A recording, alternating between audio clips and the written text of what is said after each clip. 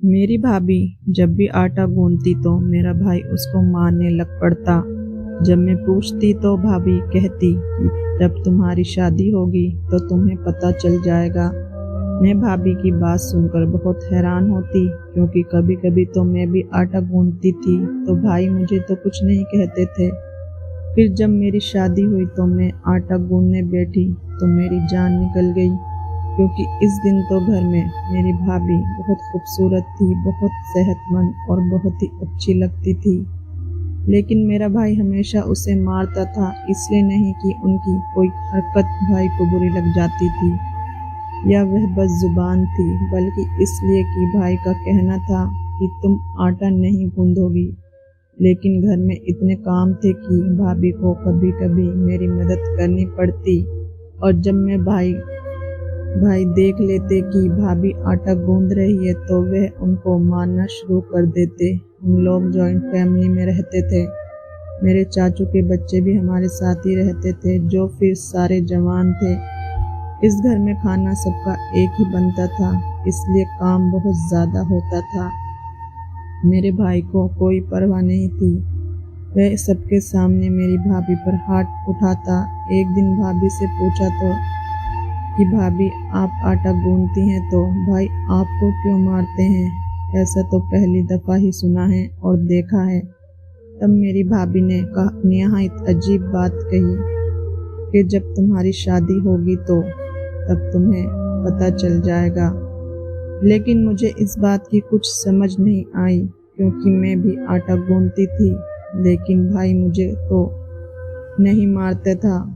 जब मेरी शादी हुई और जब मैं एक दिन बैठकर आटा गूंद रही थी तो मेरा पति मेरी तरफ आया और मुझे बालों से पकड़कर बोला कि तुमने, मेरा नाम निशा है, हम लोग जॉइंट फैमिली में रहते थे। मेरी माँ इस दुनिया में नहीं थी और इस घर में बहुत कम औरतें थी और आदमी बहुत ज़्यादा थे। मैं, मेरी एक कज़न, बस हम ही औरतें थी, बाकी उस घर में सब के सब मर्द ही थे। इसलिए मेरे भाई की शादी करवाने के बारे में सोचा गया था। इस घर में कोई समझदार लड़की आ जाए जो सारे घर को संभाल ले, हम दोनों की मदद करें। मेरी कज़न तो सिर्फ 14 साल की थी और पढ़ाई कर रही थी, जबकि मुझे 10वीं के बाद घर बिठा लिया गया था और मेरी उम्र 17 साल की थी। कभी कभी घर में जब बहुत ज़्यादा मेहमान आ जाते तो उनसे संभालना नहीं जाता। कभी चावल ख़राब कर देते थे, कभी सब्जी में नमक ज़्यादा हो जाता था। भाई शादी के मूड में बिल्कुल नहीं था, शादी नहीं करना चाहता था, लेकिन पापा कहने पर मान गया था और उसके लिए एक अच्छी सी प्यारी सी लड़की को तलाश किया गया। मेरी भाभी कोई दुबली पतली नहीं थी, लेकिन उनका वज़न उनको सूट करता था, यानी कि वह बहुत प्यारी लगती थी। जो भी कपड़े पहनती तो उन पर कपड़े बहुत अच्छे लगते थे। सच कहते हैं कि बहुत ज़्यादा दुबली पतली औरत भी अच्छी नहीं लगती। ऐसा लगता है कि कपड़ों को हैंगर पर टांग दिया हो, लेकिन थोड़ा इंसान को सेहतमंद होना चाहिए ताकि उस पे पहना और ओढ़ा हुआ अच्छा लगे। इसी तरह की मेरी भाभी थी और बहुत अच्छी थी। उन्होंने शादी के 2-3 दिन बाद ही मेरी मदद करवाने के लिए किचन का रुख कर लिया था। लेकिन एक दिन कुछ ऐसा हुआ कि मैं भी बुरी तरह हैरान रह गई और मेरी भाभी को भी ये सब होने की उम्मीद नहीं थी। मेरी भाभी किचन में बैठी आटा गूंद रही थी और हॉल में हमारे कुछ कज़न बैठे थे। हमारी बड़ी औरतें कहती थी हमेशा ज़मीन पर बैठकर ही आटा गूंदना चाहिए, खड़े होकर आटा गूंदने से वह सही नहीं गूंदता और फिर रोटी भी अच्छी नहीं बनती। इसलिए भाभी ज़मीन पर ही बैठी थी और थोड़ी देर पहले मुझे यही समझा रही थी। इस तरह से बैठकर आटा गूंदना औरत की सेहत के लिए भी अच्छा होता है कि अचानक मेरा बड़ा भाई आया और भाभी को एक झटके से कर ले गया। मैं हैरान रह गई और थोड़ी देर बाद मुझे भाभी की चिल्लाने की आवाज़ आई कि जैसे उनको कोई मार रहा है। अगर मेरा भाई ये सब कर रहा था तो बहुत ही गलत बात थी, क्योंकि भाभी तो उनकी शादी को 1 हफ्ता भी नहीं हुआ था और मुझे तो ये समझ ना आया कि उनको डांट किस बात पर पड़ रही थी। फिर मैंने सोचा कि शायद भाभी ने कमरे की सफाई ना की हो या भाई की कोई शर्ट इस्त्री ना की हो, इसलिए वह इस तरह की हरकतें करने पर मजबूर हो गए हैं। वैसे भी मेरा भाई बहुत गुस्से वाला था, घर में सबसे बड़ा था, कारोबार भी वही संभालता था और हर किसी को डांटता मारता रहता था। हम 2 पे तो आज तक हाथ नहीं उठाया था। मुझ पर और मेरी कज़न पर कहता कि औरतों पर हाथ नहीं उठाते, लेकिन नज़रों में से ही घूर के डरा देता था। लेकिन आज अपनी बीवी पर बुरी तरह हाथ उठा रहा था। मैंने सोच लिया कि भाई की ये बात अपने पापा को ज़रूर बताऊंगी कि भाभी को आज भाई ने मारा, वो भी बिना किसी वजह के। लेकिन जब रात को ये बात पापा को बताई तो उन्होंने पहले तो गौर से मेरी बात सुनी, फिर कहा कि तुम्हारी भाभी क्या कर रही थी। मैंने कहा जमीन पर बैठकर आटा गूंद रही थी और भाई ने आकर उन्हें जबरदस्ती घसीट लिया और उसके बाद मारना शुरू कर दिया। उन्होंने 2 पल कुछ सोचा और कहा कि तुम उनके मामले में मत बोलो, मेरे पापा यह बात करने से पहले कहीं खो गए थे। मैंने कहा कि यह गलत बात है, अगर मम्मी होती तो भाई को ज़रूर डांटती, भला ऐसा भी कोई करता है। पापा ने कहा कि तुमको एक दफ़े कह दिया है, अपने काम से काम रखो, तो फिर ऐसा ही करो। मियाँ बीवी के मामले में नहीं बोलना चाहिए। भाभी जब शाम को कमरे से बाहर निकली तो उनकी शक्ल देखकर मैं हैरान रह गई। ऐसा लग ही नहीं रहा था कि 1 हफ्ते की दुल्हन है, ऐसा लगता था कि 10 साल की शादी गुजार कर बैठी है और 4 बच्चों को पैदा किया है। अजीब सी शक्ल बना रखी थी। उनकी सारी रौनक, सारी मुस्कुराहट और सारी चमक अचानक से कहीं खो गई थी। आंखें बता रही थी कि काफ़ी देर तक रोती रही थी। मैंने अपनी भाभी से कहा कि क्या बात है, तो उसने फिर से रोना शुरू कर दिया।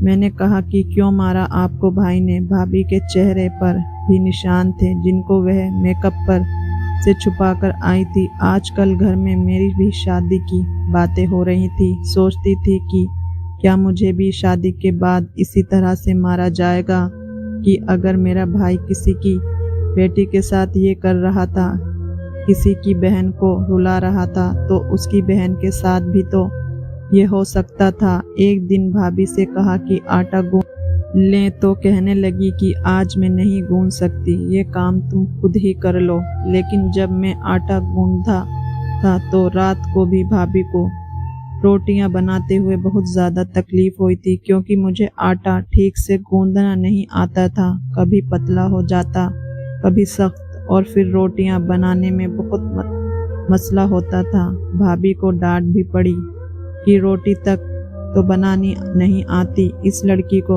इसके बाद भाभी ने मुझे कहा कि मैं ये काम खुद ही किया करूँगी, क्योंकि फिर भी मसला तो मेरे लिए ही है। लेकिन इस बार फिर ऐसा ही हुआ कि जब वह आटा गूंद रही थी तो भाई ने उनको देख लिया और इस बार तो बाकायदा उनको बालों से पकड़कर वहाँ से ले गया। मैं भी आगे बढ़ी और भाई का हाथ रोकने की कोशिश की कि क्या हो गया है आपको, तो भाई ने मुझे धक्का दे दिया। अच्छा खासा तमाशा बन गया। घर के बाकी कज़न भी जमा हो गए, वह भी भाई को रोकने लगे। आप क्या कर रहे हैं? तो उन्होंने कहा कि जो आगे बढ़ेगा और हमारे मामले में बोलेगा उसकी ज़बान नोच लूँगा। सब भाई से डरते थे, फौरन पीछे हट गए। उनके इस मामले में पड़कर अपनी बेइज्जती नहीं करवानी थी। भाभी के साथ फिर वही हुआ जिसका डर था। मुझे भाभी के लिए बहुत दुख हो रहा था। अगले दिन उनकी हालत फिर से बहुत बुरी थी, बल्कि इस बार इतनी बुरी हालत थी कि चक्कर आकर गिर गई तो अस्पताल भी ले जाना पड़ा। भाई घर नहीं था तो कज़न के साथ ही अस्पताल गए और इस बात पर भी भाई को बहुत ज़्यादा गुस्सा आया कि मैं घर आ रहा था, मर तो नहीं गई थी। मेरा इंतज़ार कर लेते। जब तक भाई अस्पताल नहीं पहुंचा था, मुझे डॉक्टर साहब ने अपने कमरे में बुलाया था। उनको भाभी को देखकर पता चल गया था कि यह नई नवेली दुल्हन है, क्योंकि अभी अभी उनके हाथ पर मेहंदी लगी हुई थी। उनकी शादी किस जानवर से करा दी है? इतनी प्यारी लड़की का क्या हाल करके लाए हो? अगर दोबारा ये केस यहाँ पर आया, इस तरह की कोई हरकत हुई तो पुलिस को बुला लूंगी। उसने कहा कि अपने भाई को समझाओ, इंसान को इंसान समझे, जानवर ना समझे। डॉक्टर तक को एहसास हो गया था तो फिर मैं पत्थर की नहीं बनी थी। लेकिन भाई से बात कौन करता? पापा ने तो कह दिया था कि उनके मामले में नहीं बोलना। भाभी को उनके कमरे में लेकर आई तो वह छत की तरफ घूर रही थी। मैंने कहा कि भाभी, आप जब भी आटा गूंद रही होती हैं तो भाई आपको क्यों मारते हैं? मैंने नोट किया है, आप जब भी आटा गूंदती हैं तभी भाई आपको मारता है। मेरी भाभी ने मुझसे हैरान होकर देखा और कहा कि जब तुम्हारी शादी हो जाएगी तुम्हें पता चल जाएगा। मैंने कहा कि इस बात से क्या मतलब है? ये भला कोई मारने वाली बात है? ये काम तो हर औरत अपने घर में करती है, तो क्या उसको मार पड़ती है? तो मेरी भाभी ने कहा कि हर औरत मेरे जैसी नहीं होती। तुम्हारा भाई जिस बात से खुश होता है, इस बात पर खफा भी होता है। उसे मेरे जैसी बीवी चाहिए और फिर उसे कुछ ऐसी बातें पसंद भी नहीं हैं जो मेरे अपने ख्वाबों में भी नहीं है। मेरी भाभी ने मुझे बात नहीं बताई और कहा कि शादी होगी तो समझ जाओगी, लेकिन इस खानदान के किसी मर्द से शादी ना करना। लेकिन मेरी शादी की बात तो मेरे कज़न के साथ ही चल रही थी, क्योंकि पापा का कहना था कि एक लौती बेटी को गैर में नहीं दे सकता, जबकि घर में लड़कों से भरा पड़ा है। और जिससे मेरी शादी की बात हो रही थी वह मेरे भाई का बहुत ही करीबी दोस्त था, और मेरे भाई की तरह ही वह गुस्से वाला भी था। मुझे डर लगने लगा था कि कहीं मेरा हाल भी मेरी भाभी वाला न हो जाए। अब तो मेरे भाई ने भाभी को किचन में आने से ही रोक दिया था कि बस कमरे में रहें और किचन के बाहर के काम करें, जैसे कि कपड़े धोना या घर को साफ करना। लेकिन काम भी तब करें जब सारे घर वाले सो रहे हों और घर में कोई भी ना हो। इस बात पर मेरे बाबा भी बोल पड़े कि किस किस्म की पाबंदी लगा रहे हो? हम घर की साफ सफाई के लिए नौकर रख लेंगे, लेकिन ज़रूरी काम किचन का है, क्योंकि रोज़ खाना पकाना है और सबने खाना है। तुम अपनी बीवी को किचन में जाने ही नहीं दोगे तो फिर कैसे चलेगा? फिर मेरे भाई ने झगड़ा किया। इससे भाभी बिल्कुल भी नहीं बोली। भाभी बिल्कुल खामोश थी। मैंने कोई बात नहीं की। फिर मेरे भाई ने एक हरकत की। किचन का जो दरवाज़ा हॉल की तरफ खुला था उसको हमेशा के लिए बंद करवाकर एक दीवार की सूरत में डाल दिया। लेकिन उससे किचन में इतनी गर्मी हो गई थी कि हमारी जान निकलने लगी और 1 घंटे खड़ा होना भी मुश्किल हो गया था। एक छोटा सा दरवाज़ा था जो बाहर से खुला था, वहीं से हम आते जाते थे। खिड़की ना थी और ना ही कोई और दरवाज़ा। इस बात पर भी हमने भाई से बात की, इस तरह तो हम नहीं पर गर्मी में सड़ के मर जाएंगे। लेकिन भाई को कोई परवाह नहीं थी और भाभी को तो मैं देखकर हैरान थी कि वह गर्मी के मौसम में भी बंद गले और बंद आस्तीनों वाले कपड़े पहनना शुरू हो गई थी। क्या उनको गर्मी नहीं लगती थी? लेकिन इंसान जितना भी कह दे कि मुझे कुछ नहीं हो रहा, कुछ चीज़ें सामने आ जाती हैं। भाभी को गर्मी लगती कि वह बार बार बेहोश हो जाती। मामला बहुत खराब चल रहा था। एक दिन मैंने भाभी से कहा कि मुझे बताएं ये सब क्या है, मैं आपकी मदद करूंगी। तो भाभी ने मुझे कहा कि अपने काम से काम रखो और अपनी शादी की तैयारियां करो, तुम्हारे लिए दुआ करूंगी, ये सब कुछ भूल जाओ। भाभी ने मुझे कोई बात ना बताई। पता नहीं क्या बात थी। मैं अपने भाई के कहने पर भाभी से भी दूर रहने लगी थी और उनसे कुछ भी ना पूछ सकती थी, क्योंकि वह बताती भी नहीं थी। उन्हीं दिनों मेरी शादी हो गई और मेरी शादी मेरे कज़न से हुई थी, इसलिए मैं यहाँ से रुखसत नहीं होना था। एक दिन मैं भी आटा गूंदने बैठी थी और यही सोच रही थी कि पता नहीं आटा गूंदने से क्या होगा। भाभी ने कहा था कि जब तुम्हारी शादी होगी तो तुम्हें पता चल जाएगा। मेरा पति अचानक किचन में आया। उसने मुझ पर हाथ नहीं उठाया, लेकिन मुझे बाजू से पकड़कर ले गया और उसने मुझसे यही कहा कि आइंदा इस तरह की हरकतें मत करना। मैं परेशान हो गई। मैं अपना अंजाम भाभी जैसा नहीं करवाना चाहती थी, इसलिए पहले ही इस बात की तह तक पहुंचना चाहती थी। मैं जाकर भाभी के कदमों में बैठ गई और कहा कि इससे पहले मेरी जिंदगी आपकी जिंदगी तरह बर्बाद हो जाए, मुझे बताएं कि बात क्या है। तो मेरी भाभी ने अपनी जुबान खोली। मेरी भाभी ने कहा कि तुम्हारा भाई दिमाग से पागल है। उसके दिमाग में इसके बचपन की एक याद फंस गई है, जिसकी वजह से वह मुझे मारता है, मुझसे बदला लेता है। शायद तुम्हें भी इस बात पर गुस्सा आए, लेकिन ये हकीकत है।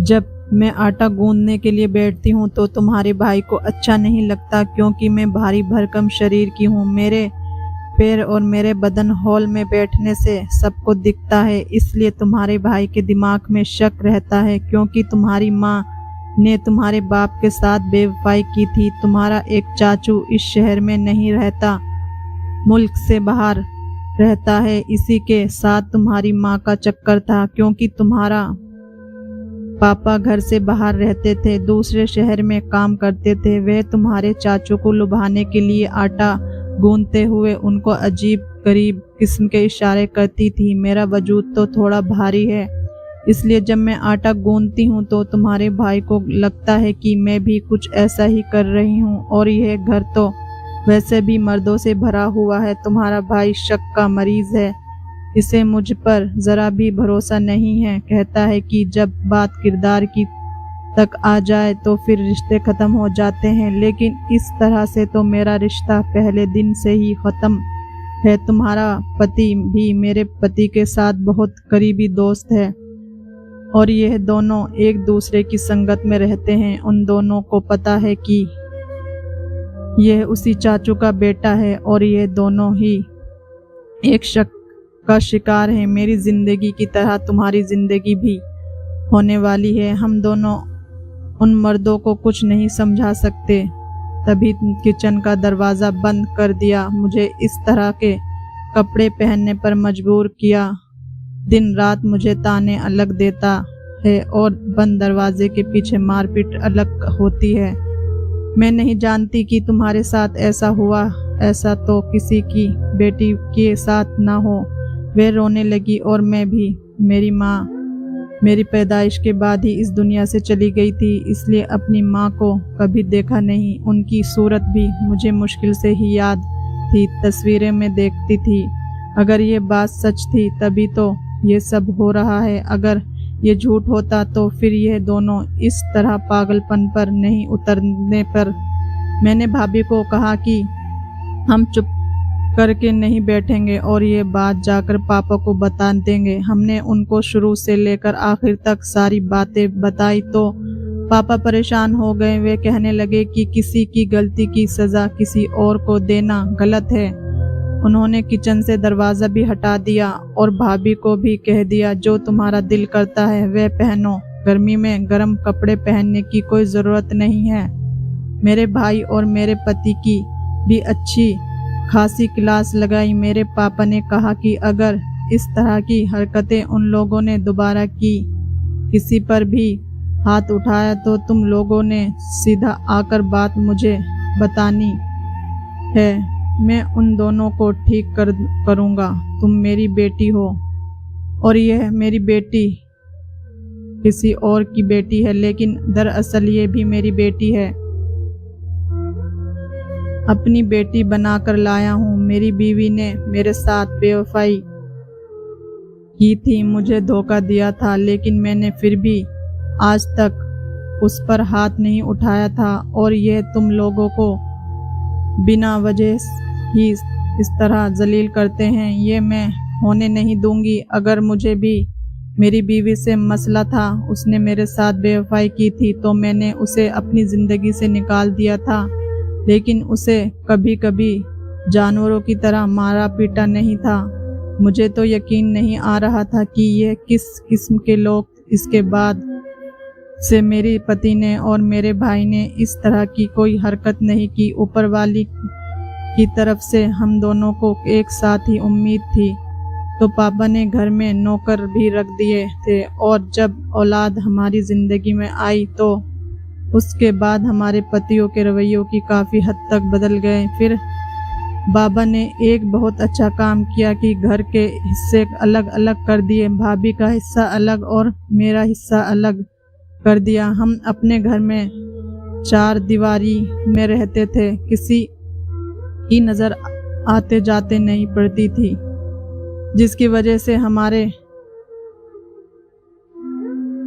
मर्दों को अकल आ गई थी और अब सारा कुछ बेहतरीन की तरफ जा रहा था। लेकिन आखिर में यह कहूँगी कि किसी की गलती की सज़ा किसी और को ना देना जुल्म है।